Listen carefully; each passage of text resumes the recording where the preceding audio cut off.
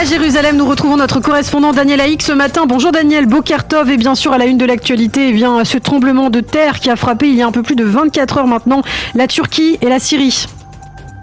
Oui, Lana, effectivement, et nous allons débuter ce premier journal d'information par un nouveau tremblement de terre qui a touché ce matin vers 5h30 heure locale le centre de la Turquie. Un nouveau tremblement de terre d'une magnitude de 5,6 sur l'échelle de Richter. L'épicentre du séisme serait à une profondeur de 2 km au cœur de la Turquie. Donc, 24 heures après le tremblement de terre qui a frappé la Turquie et la Syrie, le bilan ne cesse de s'alourdir. On parle de plus de 4000 morts et l'on estime qu'il sera malheureusement bien plus lourd encore. Près de 6000 immeubles ont été détruits et des hôpitaux ont été soit détruits, soit gravement endommagés.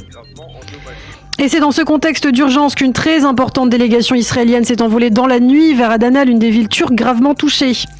Oui, cette délégation vient d'atterrir près d'Adana. Elle compte près de 150 personnes, pour la plupart des experts de la défense passive, des services de renseignement israéliens, des médecins, des infirmiers et des diplomates également du ministère israélien des Affaires étrangères. Elle est dirigée par le colonel Golan Var, dont la famille est d'ailleurs originaire de Belgique. Celui-ci a déclaré avant de s'envoler vers la Turquie: c'est un honneur de venir en aide à nos amis turcs dans de telles circonstances. Il faut souligner que c'est la 30e mission de cette unité de sauvetage de la défense passive à travers le monde. Et pour vous donner, Ilana, une idée du volume de cette délégation, il suffit d'expliquer que les États-Unis tout entier ont envoyé une délégation de 140 personnes, donc aussi importante que celle du petit État d'Israël. Et les sauveteurs israéliens devraient entamer leur mission de sauvetage dès ce matin à Adana et dans les environs. Oui, effectivement, ils sont actuellement à l'aéroport, un aéroport proche d'Adana, et ils doivent faire encore 2 heures de route pour rejoindre la ville très sérieusement touchée. Les sauveteurs israéliens de la défense passive sont réputés pour être particulièrement expérimentés et efficaces, et pour arriver souvent les premiers parmi les délégations étrangères, ce qui est apparemment également le cas dans le cas précis. On a également appris que Tsahal se préparait à envoyer dès la nuit prochaine un hôpital de campagne en Turquie. Et puis il faut souligner que c'est le président turc Tayyip Erdogan qui a lui-même sollicité l'aide israélienne lors d'une conversation qu'il a eue hier avec le président israélien Yitzhak Herzog. Il a demandé aux Israéliens de se positionner à Adana et de venir en aide aux équipes de sauveteurs turcs.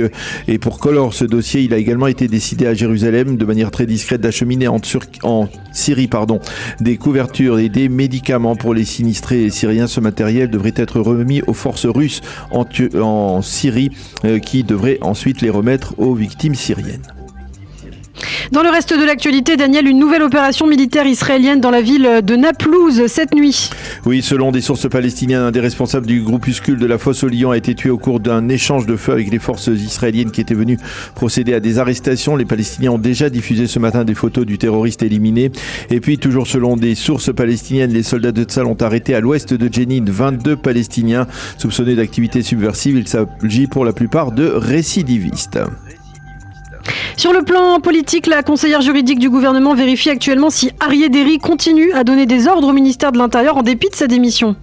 Oui, la conseillère Rav Miara entend savoir si Aryeh Deri s'est réellement retiré de ses fonctions de ministre et si parallèlement des hauts fonctionnaires d'État ne continuent pas à œuvrer en le considérant comme un ministre à part entière, en violation donc de la décision de la Cour suprême. L'adjointe de la conseillère juridique a d'ailleurs envoyé une lettre aux directeurs généraux des ministères de l'Intérieur, de la Santé publique et des Finances en leur rappelant qu'ils n'ont pas à participer à des réunions de travail avec Aryeh Deri car celui-ci n'est plus ministre. Ceci étant, la Knesset devrait voter aujourd'hui et demain en première lecture la loi permettant le retour d'Aryeh Deri au sein du gouvernement. Et puis enfin, une fois n'est pas coutume, Daniel, nous allons terminer ce journal par une page météo importante. En effet, la tempête Barbara est arrivée en Israël dans toute sa puissance. Du nord au centre du pays, on note de très fortes bourrasques de vent, des pluies souvent torrentielles et une baisse sensible des températures. On a recensé des dégâts causés par des chutes d'arbres et quelques blessés légers. Sur les hauteurs du nord du pays, sur le Hermon bien entendu en particulier, peut-être aussi à Jérusalem, il devrait neiger ce soir. Et les températures avoisineront le 0. Il fera aujourd'hui 5 degrés à peine à Jérusalem, 13 à Tel Aviv et 19 degrés à Eilat.